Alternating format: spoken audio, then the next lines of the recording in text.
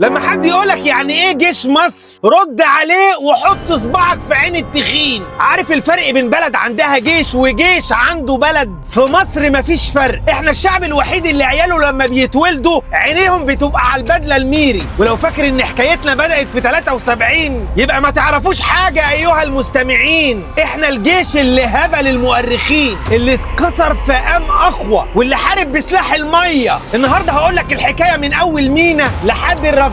وليه مصر هي الرقم الصعب اللي ما بيتحلش. كمل الفيديو ده للاخر عشان تعرف ان وراك وحوش ما بيناموش.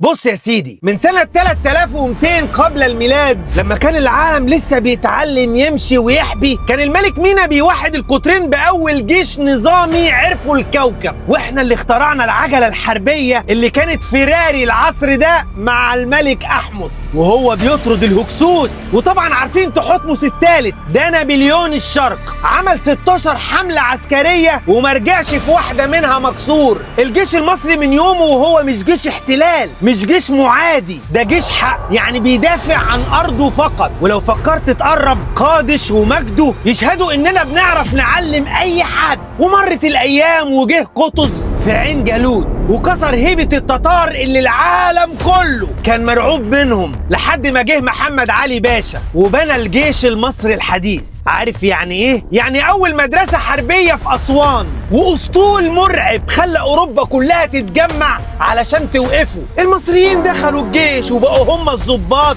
والعساكر، وبقينا قوة اقليمية بيتعمل لها 1000 حساب لأي حد يهوب ناحية حدودنا. بس الضربة اللي ما بتموتش بتقوي. في 67 العدو فاكرنا ان احنا انتهينا، بس هيهات 6 سنين استنزاف لحد ما جت اللحظة اللي العالم كله وقف فيها مذهول. 6 اكتوبر الساعة 2 الظهر المصريين عملوا المستحيل، هدوا خط بارليف بخرطوم مية، وعزيمة من الجيش كانت تهد جبال. عبرنا القنال ورفعنا العلم ورجعنا الكرامة قبل الأرض. دي مش مجرد حرب، ده كان إعلان إن مصر ما بتتكسرش مهما حصل. والتاريخ بيعيد نفسه. من 10 سنين فاتوا واجهنا عدو غدار ملوش وش، الإرهاب الأسود. الجيش المصري خد تفويض من الشعب في 26 يوليو علشان يحمي البيت من جوه. في سينا دمرنا أكتر من 390 بؤرة إرهابية وهدينا 90% من أنفاق التهريب. الجيش اللي حرر الأرض في 73 هو اللي بيطهرها دلوقتي بدم شهداء غاليين علينا. والرسالة واضحة، سينا خط أحمر،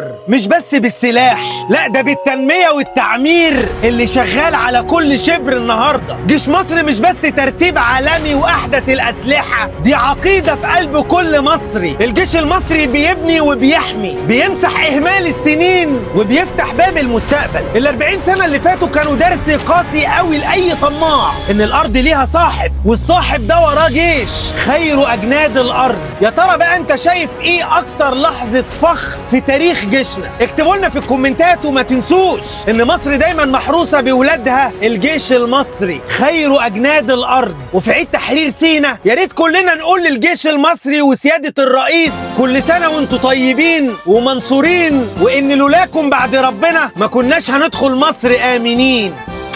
شيروها له.